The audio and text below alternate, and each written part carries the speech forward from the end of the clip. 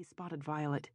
She had said she'd be the one wearing red plastic sandals, sitting on the sidewalk in the ticket holders line, engrossed in the New York Times, and listening to a Walkman. 2 movie tickets were tucked under her leg. She wasn't a knockout, but wasn't fat either, and had a face you wanted to look into. She turned the page of the business section and folded it, then folded it again. An artsy chick who read the business section? Who was responsible enough to have arrived early and bought tickets? With enough Ivy League pluck to sit on a dirty sidewalk and not care who saw her. It was done and done. He had to have her.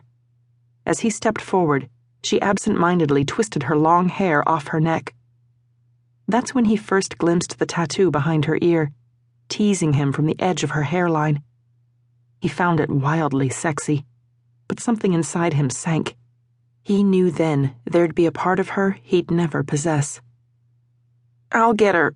I'll get her! I'll get her!"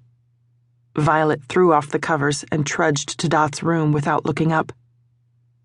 The violets. Those fucking violets.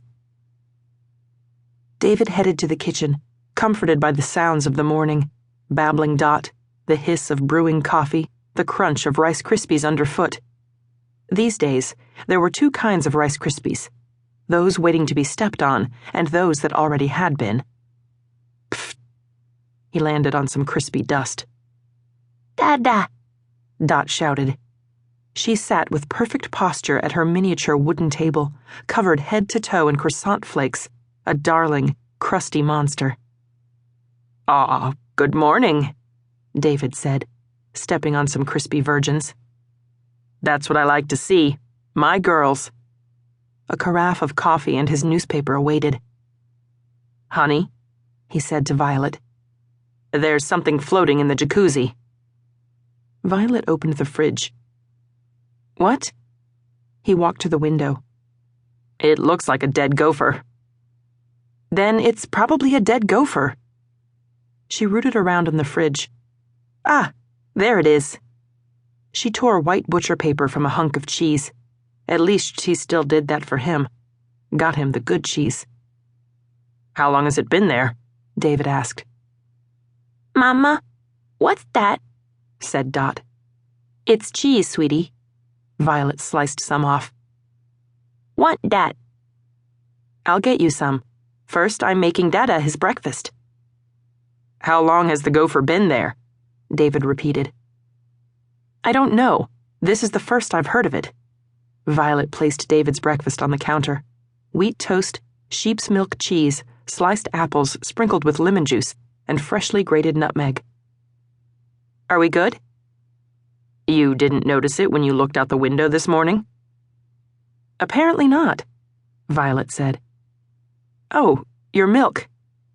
She removed a small pitcher from the microwave, set it next to the coffee, and surveyed David's domain. "Okay, that's everything." "It doesn't upset you that there's a dead animal in our jacuzzi?" "I guess it does, a little. For the gopher." "What gopher?" asked Dot.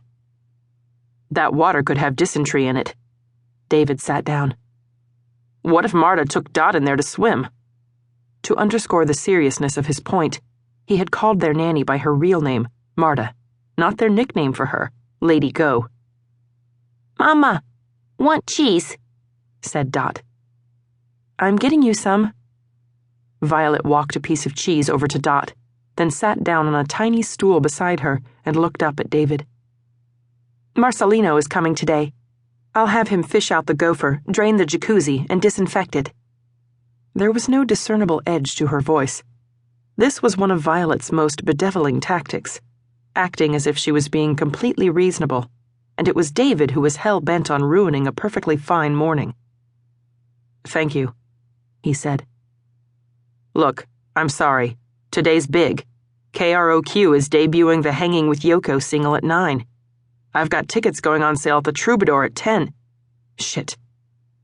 "What, Dada?" "Yesterday was my sister's birthday," he said to Violet. "I totally spaced it. That must have been why she kept calling the office." "I'll get her something and have it messengered over."